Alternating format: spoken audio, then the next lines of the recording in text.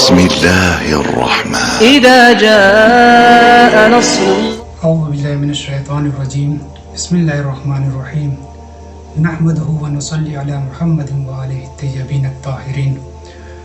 ناظرین، آپ سب کی خدمت میں ماہ مبارک رمضان کی تبریک اور تہنیت پیش کرتا ہوں۔ جب بھی ماہ مبارک رمضان آتا ہے تو عام طور سے ہمارے ذہن میں صرف ایک ہی بات آتی ہے، وہ ہے روزہ، یعنی صبح کی اذان سے لے کر مغرب کی اذان تک بھوکے رہنا۔ لیکن اہل بیت علیہ السلام ہمیں سکھاتے ہیں کہ یہ مہینہ صرف روزہ رکھنے اور بھوکے رہنے کا نہیں ہے، بلکہ اللہ کی ایک خاص ضیافت ہے۔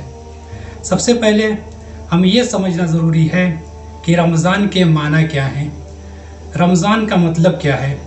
تو لغت میں لفظ رمضان رمضون سے نکلا ہے، رمضون سے لیا گیا ہے، جس کا مطلب ہے جلا دینے کے، سخت گرمی کے۔ اور امام جعفر صادق علیہ السلام فرماتے ہیں انما سمی رمضان و رمضان لأنہ یرمض الذنوب ای یحرقها۔ رمضان کو رمضان اس لیے کہا جاتا ہے کیونکہ یہ گناہوں کو جلا دیتا ہے، گناہوں کو مٹا دیتا ہے۔ چنانچہ پیغمبر اسلام اس ماہ مبارک کے سلسلے سے فرماتے ہیں هو شہر دعیتم فیہ الی ضیافت اللہ۔ یہ ماہ مبارک رمضان وہ مہینہ ہے جس میں تمہیں خداوند عالم کی ضیافت اور اس کی مہمانی کی دعوت دی گئی ہے۔ ذرا سوچئے کہ جب ہمارے پاس کسی بڑے آدمی کی دعوت آتی ہے تو ہم اسی اعتبار سے تیاری کرتے ہیں، اپنے لباس کو تبدیل کرتے ہیں، اپنے رویے کو بدلتے ہیں۔ تو جب جس نے اس کائنات کو خلق کیا، جس نے ہمیں بنایا، اگر ہمیں اس کی بارگاہ میں جانا ہے، ہمیں اس کی مہمانی میں جانا ہے، تو ہمیں کس طریقے سے تیاری کرنی چاہیے۔ ہمیں نہ صرف یہ کہ اپنے لباس کو بدلنا چاہیے، بلکہ اپنے لباس کے ساتھ ساتھ اپنے کردار کو بھی تبدیل کرنا چاہیے۔ رمضان سے پہلے یہ سمجھنا ضروری ہے کہ روزہ صرف بھوکے رہنے کا نام نہیں ہے، بلکہ یہ نفس کی تربیت، روح کی پاکیزگی کا ایک بہترین ذریعہ ہے۔ چنانچہ امیر المومنین علیہ السلام فرماتے ہیں کم من صائم لیس لہ من صیامہ الا الجوع والظما۔ کتنے روزے دار ایسے ہیں جنہیں روزے سے سوائے بھوک اور پیاس کے کچھ حاصل نہیں ہوتا۔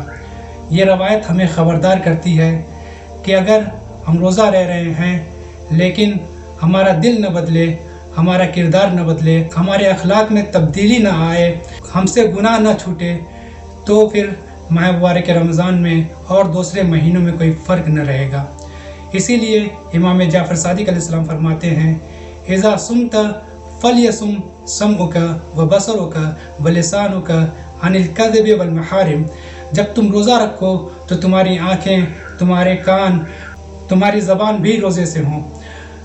اس کا مطلب یہ ہے کہ اگر ہم روزہ رکھ رہے ہیں لیکن ہماری زبان جھوٹ بول رہی ہیں، ہماری آنکھیں حرام دیکھ رہی ہیں، ہمارے کان غیبت اور برائیاں سن رہی ہیں، تو پھر واقعی ہم روزے دار نہیں ہیں بلکہ ہم صرف بھوکے ہیں۔ چنانچہ ایک مرتبہ حضرت علی علیہ السلام نے رسول خدا سے سوال کیا یا رسول اللہ، وہ کون سی ایسی چیز ہے جس سے ہم شیطان سے دور رہ سکتے ہیں، شیطان ہم سے دور رہے۔ چنانچہ پیغمبر اسلام جواب دیتے ہیں یا علی، روزہ شیطان کے چہرے کو سیاہ کر دیتا ہے اور اس کی کمر کو توڑ دیتا ہے۔ اس کا مطلب یہ ہے روزہ بہترین ذریعہ ہے شیطان کے شر سے محفوظ رہنے کا۔ امام سجاد علیہ السلام اس ماہ مبارک رمضان کے سلسلے سے دعا کرتے ہیں وَعَيْنَا عَلَى صِيَامِهِ بِكَفِّ الْجَوَارِحِ عَنْ مَعْصِيَتِكَ۔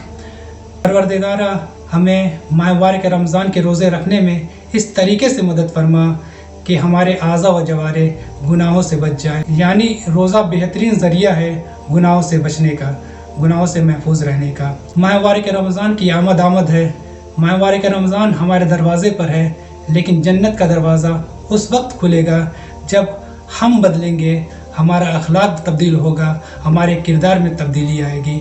آئیے ہم خود سے سوال کرتے ہیں کہ آیا ہم ویسے ہیں جیسا خدا ماہ مبارک رمضان ہم سے چاہتا ہے؟ اگر جواب نہیں ہے تو پھر گھبرانے کی ضرورت نہیں ہے، پریشان ہونے کی ضرورت نہیں ہے۔ ماہ مبارک رمضان اسی نہیں کو ہاں میں بدلنے کے لیے آیا ہے۔ فقط السلام ورحمۃ اللہ وبرکاتہ۔